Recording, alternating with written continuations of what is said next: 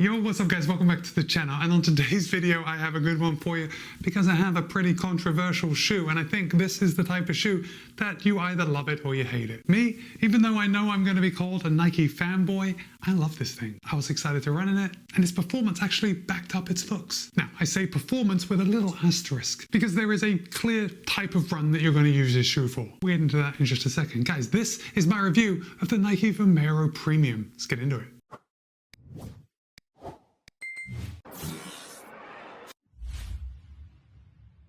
All right, thanks for sitting through that intro. Okay, first of all, let's just get this out of the way because this is going to separate a lot of people. This is going to create a lot of animosity. But the Nike VOMERO Premium is going to cost $230. I know.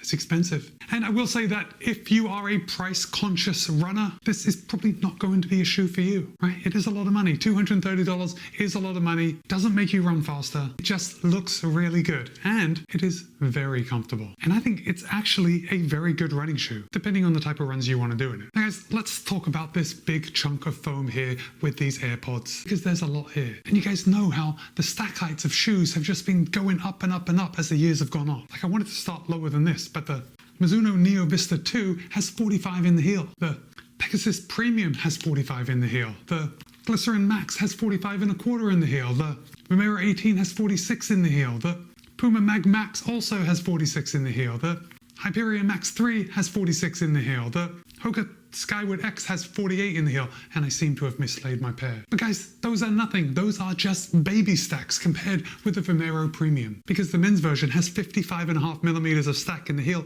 45.5 in the forefoot for a 10 millimeter drop. Now the women's version has 52 in the heel, 42 in the forefoot for the same drop, but it's still a big stack, right? It is over 2 inches of stack height. Now guys, at 6'7", without these on, when I put these on, I am making Drew Whitcomb from Wear Testers look like a little guy, and he's really not. So perhaps if you are vertically challenged, then the VOMERO Premium may be a good option just to get that little extra lift. But this is basically unheard of. 55.5 millimeters. Tonight I'm wearing the VOMERO Premium, and look at this. There is just no way. Very dangerous. Very dangerous for me. But I think we're going to come back and we're going to talk about how they feel. We're going to talk about the ride in just a second. Let's go over some of the materials.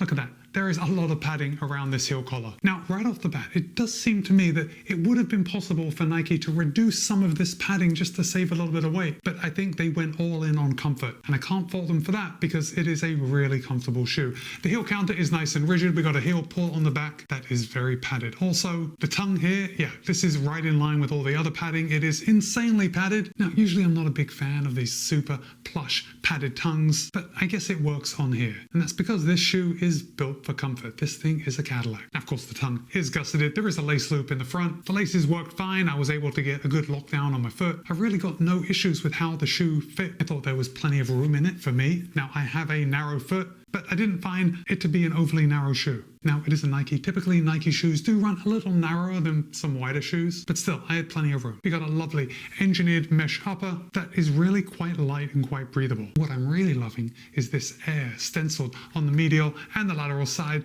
It's a lovely throwback to the past, because this is a very big and a very plush shoe. Oh, and if you were wondering, it says right here on the back, not approved by World Athletics. In case you were wondering, right? We know that the max stack height allowed by World Athletics is 40 millimeters.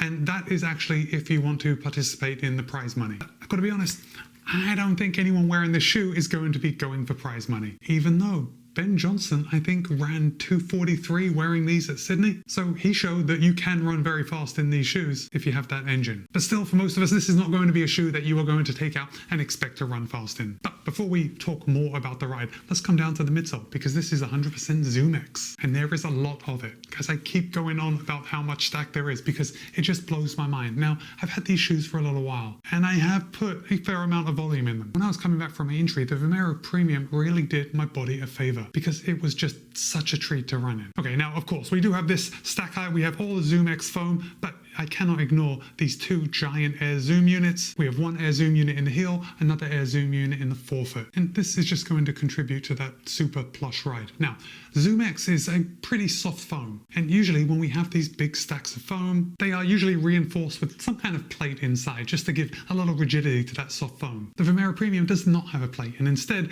the air zoom units are kind of doing the same thing. They're adding a little bit of rigidity to that foam. And if I try and bend it, I haven't done this until now. Yeah, it's pretty rigid, which ultimately is not surprising because there's a lot of foam here. And then if we come down to the outsole, yeah, look at this. We got a full coverage of waffle outsole rubber, which means the VOMERO Premium are going to be fairly resilient. Now, on my pair, I am just looking at this back heel. I can just see that I've worn away the little nodule from the rubber. There is like a little nodule on each of the rubber kind of waffle patterns, and I've worn them off on this heel, which again is not surprising for me. And I am loving these two windows where we can get another glimpse of the air zoom units. In case you didn't get enough of it from the side, you can also see it from the bottom. And then for those of you that are interested, right here in the middle, it does give the stack heights. So let's talk about how this shoe rides, because when you put your foot into this shoe, it is exactly how it looks. It's going to feel exactly how it looks, which is soft. And you are not disappointed. When you put your foot into the VOMERO Premium, it's going to feel soft. It's going to feel plush. Here's the thing. That feeling continues on the run. Now, Nike has kind of based the VOMERO Premium off of an anti-gravity treadmill. You know those Alter G treadmills where you are on the treadmill and you have like a big skirt wrapped around you, and it creates a seal and it kind of removes some of the gravity from running on the treadmill. So it's going to make running easier because you are effectively lighter. So yeah, comparing the VOMERO Premium to an Alter G treadmill is probably not the best comparison, but I guess it's the best comparison we have. Because when you're running in the VOMERO Premium, yes, it's not going to make you lighter, but it is going to provide such a soft landing that I can see how they would come up with that comparison. Oh, you know what I forgot to talk about was the weight, and the weight is actually a pretty big thing. Now, in a US men's size 10.5, the VOMERO Premium are going to tip the scale at 12.8 ounces or 363 grams. However, in my size, a US men's size 13, it's going to tip the scale at 14.57 ounces or 413 grams. So needless to say, this is not a light shoe. And I feel like I would be doing you a disservice if I were to tell you that the shoes don't ride as heavy as they seem on the scale, because it is a big and heavy shoe. And yet,